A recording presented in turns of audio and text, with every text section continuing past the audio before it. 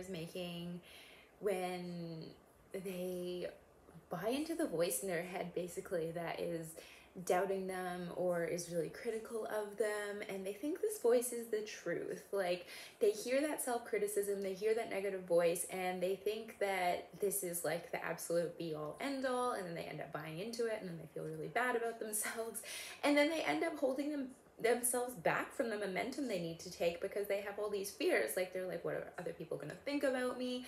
What if I get rejected? Like, what if no one likes it? What if it's not good enough? What if it's not perfect enough?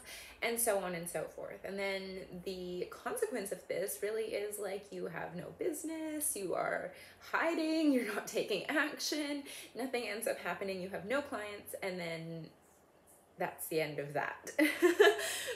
For those who don't know me, I'm Kim, and I help struggling entrepreneurs to overcome low self-worth issues that are holding you back from success so you can move into ease and flow. And it's really my mission to help more women create thriving businesses that they love, because I truly believe the world needs more like people who are lit up doing what they love.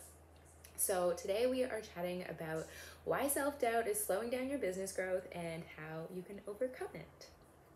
So a lot of the time I see my clients or people that I'm like talking to, and they're really listening to that voice in their head that is telling them they can't do things because they're like, I don't want to embarrass myself. I don't, like, what is my family going to think if I post about my business on Facebook? Or like, what if I like quote this price to a client? Like, what are they going to think of me? And on some level, your mind is really just trying to keep you safe, because your mind's job is to move you away from pain and towards pleasure. And right now it's perceiving like you going and doing the thing that you need to do to grow your business as pretty painful. And so it's going to be trying to get you to go away from that. And another thing that's really interesting about the way the mind works is it is like evolutionarily designed to keep rehearsing the worst possible scenario, because it wants to like prepare, essentially. Like, it's doing this so that it can prepare for something that might have happened, or maybe it's going back to something that you did in the past where you felt really embarrassed or you felt really bad about yourself, and it's going back and it's just replaying that over and over again. And the reason it's doing that is because you technically survived that past incident, so your mind wants to rehearse and replay that so it can look at what happened, see how you survived it, and then use that for a future scenario. So your mind is actually trying to help you in this situation. It's trying to protect you,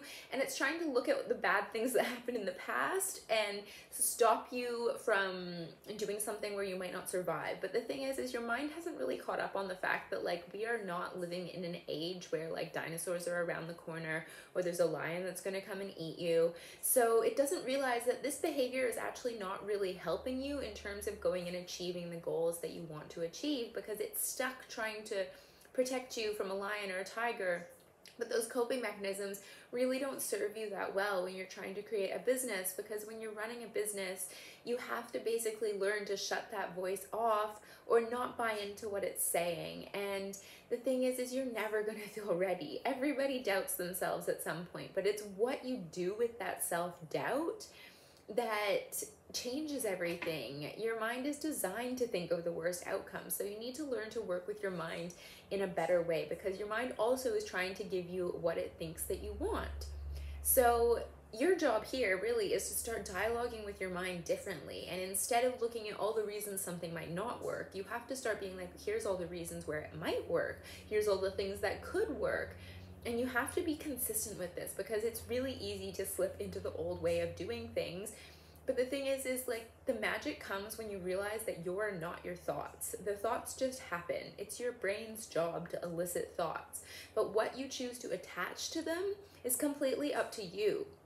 And so your mind wants to show you what you believe. So basically, when you keep telling yourself like, I'm not good enough, or people are gonna laugh at me, or like, I need to be perfect to show up on a live or whatever, like, if you've been watching this, like, I've probably made a ton of mistakes. I like tripped over my words, like, whatever. It's part of being human, and this is part of what happens when you go live. It's probably not going to be super perfect, but you're still understanding the point that I'm trying to get across.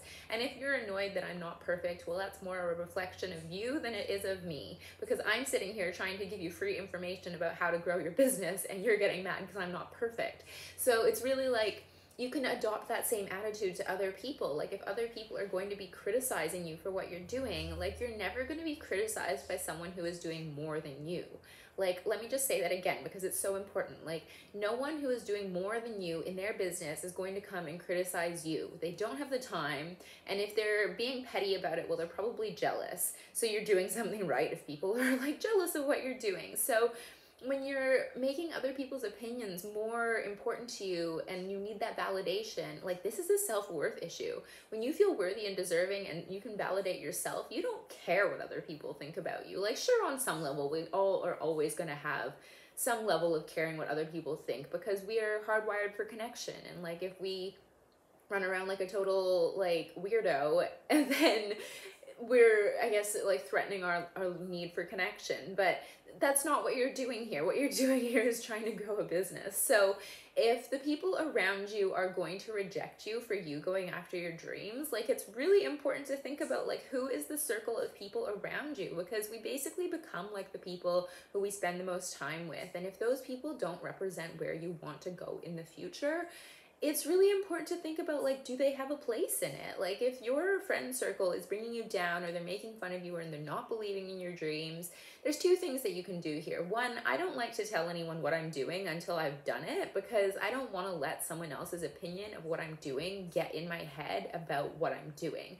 And this isn't being a bad person. This isn't because I'm ashamed of what I'm doing. Like, I fully believe in it. But sometimes when something is so new, or you're trying something that already feels scary to you, like, you don't want to tell other people because you don't want to be swayed by their opinion. And try as hard as you might, like, sometimes it's hard not to be swayed by the opinion of people who you're close to.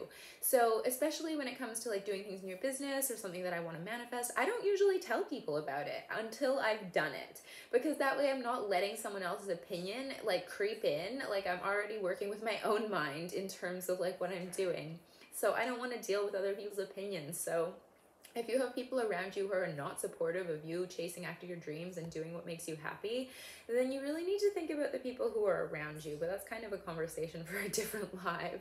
So basically, going back to, like, how you can moderate your thoughts and become the observer, this is really your job. So your mind wants to show you what you believe. So when you shift your beliefs, you shift how you dialogue to it, it starts showing you different things. And this is getting a little bit quantum here, but basically we all live in a different version of reality. None of us have the same reality. We all think that we're living in the same reality, but the reality of that is all of us go about life with completely different beliefs, completely different expectations, and then the universe responds to us in that way. We're basically seeing everything through the lens of what we believe, and our mind is usually just seeking to provide more evidence that supports what you already believe, so you're less likely to notice something. It's like you have confirmation bias, and we also have, like, the reticular activating system, which basically, when you sum it all up, you are just seeing what you want to see, essentially, and your beliefs are creating your reality, and this is why it's completely different for everyone. But the good news is you can change your beliefs. You can change what you want to see. And so it's really, modeling is a really powerful tool here, because when you find someone who has what you want, who you can relate to, who you can see, like, their story is similar to yours, maybe you came from the same cultural background, maybe you, like, have a similar story of how you grew up, whatever. If you find someone who has what you want, like, show that to your mind, and then start adopting, like, what do they believe about things? Like, how do they show up? How can I start adopting that behavior? And if, like, at first you're thinking, like, I don't want to be fake, I don't want to be someone that I'm not, you're not, because your personality is a construct of everyone that, like, all your experiences that have happened, everyone you've interacted with, you've already been constructing this personality and this reality as you've gone through life, and maybe that one feels more familiar to you because you've had it for longer. But the thing is you need to, if it's not working for you and you're not getting the results you want, you need to start modeling different behavior, because this is how we learn things. As children, we model the behavior of the people around us, and that's what gives us our belief system. And if it's not working for you, you can just choose again. You can model yourself off of different people. Maybe it's going to feel weird at first, but that's good, because if what you were doing was getting you what you wanted, you wouldn't be here. You would be doing what you wanted. So we can assume that you haven't got the results that you want. So you need to start finding someone who has those results and start modeling how they show up. And I'm not saying copy who they are. I'm not saying try to be somebody that you're not, but just look at the beliefs that they have that are supporting what they're creating. This is the biggest one.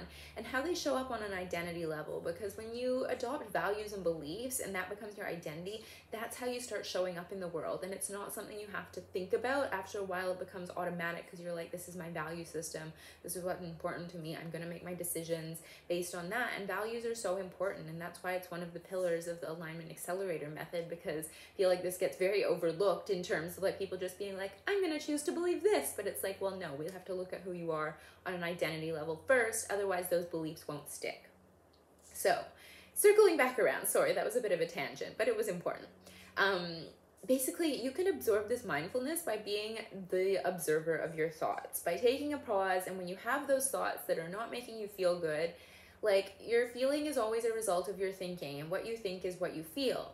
So you can start to notice the thoughts that you're having, the self-doubt, the self-criticism, the negative like bias towards things.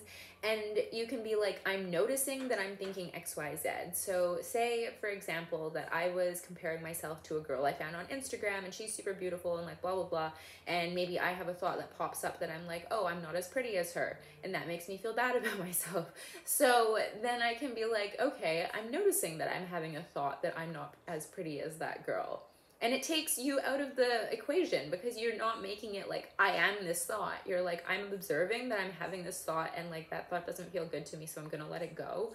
And if you want to take it a step further, you can be like, is this ultimately true? And then it's like, well, you could be like, no, like beauty is subjective, blah, blah, blah, blah. And you're basically playing lawyer with yourself in your mind. And this will get easier over time, but it really helps you detach and like step back into that present moment and be like, I notice that I'm thinking X, Y, Z. Does this make me feel good? Yes, no, okay, no, okay, I'm going to choose a better thought. And this is always the work. It's never going to not be the work. This is always what you're going to have to do. But the thing is you just get a lot better at doing it the more times you do it. And this is why mindfulness is also a pillar of the alignment accelerator method, because these are really the things you need to do to adopt that mindset of someone who has a thriving, successful business. And like, business really is about your mindset, because like, if strategy was all you needed, you could give everyone the exact same strategy and we would all get the same results. And we know that's not true. There's so many courses where people go through it. Some people do like amazing and other people get like no results. Why? Because of their mindset, because of what they believe about it.